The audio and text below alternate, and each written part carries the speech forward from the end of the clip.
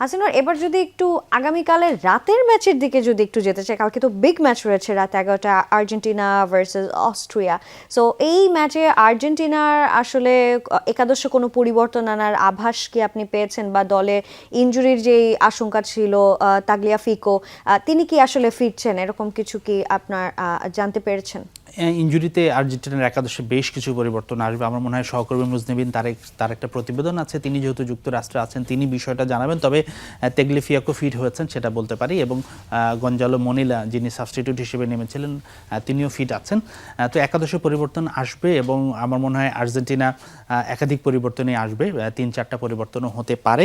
সেই জায়গাগুলো ডিটেল আমরা মুজনিবিন তারেকের রিপোর্টে দেখব বা তার প্রতিবেদনটিতে দেখব। তবে একটা বিষয়, অস্ট্রিয়া কিছুটা কঠিন প্রতিপক্ষ হবে আলজেরিয়ার বিপক্ষে। ইউরোপিয়ান দল, ডিফেন্স শক্তি রেখে খেলতে পারে এবং তারা খুব ফিজিক্যাল একটা দল।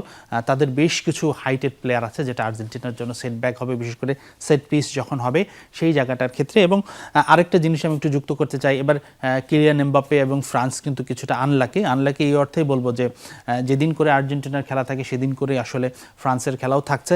এমবাপ্পে এবং ফ্রান্স বিশ্বকাপের অন্যতম ফেভারিট দল, টপ 3-র মধ্যে একটা তারা কন্টেন্ডার, এবং যেভাবে তারা পারফরমেন্স করেছে প্রথম ম্যাচে তাদের নিয়ে আসলে সেভাবে আমরা আলোচনা করার সুযোগ পাইনি। এবং কালকেও যেই ম্যাচ একই সময় আসলে আর্জেন্টিনার ম্যাচ আগে, এরপর ফ্রান্সের ম্যাচ, তো কিছুটা আনলাকি হয়ে যাচ্ছে তারা, যে আমরা আসলে আর্জেন্টিনার নিয়ে এত আগ্রহ এবং মেসির যে ধরনের পারফরমেন্স তাতে ফ্রান্স বা এমবাপ্পের পারফরমেন্স নিয়ে ততটা আমরা অ্যানালাইসিস করতে পারছি না। তবে আমার মনে হয় ফ্রান্সের ম্যাচটার দিকেও যারা ফুটবল প্রেমী তারা অবশ্যই দৃষ্টি রাখবেন, এবং এমবাপ্পে ওলিসের যে জুটি, সেই সঙ্গে ডেজরি ডুয়োর মতো ফুটবলার আছেন, বারকোলা আছেন।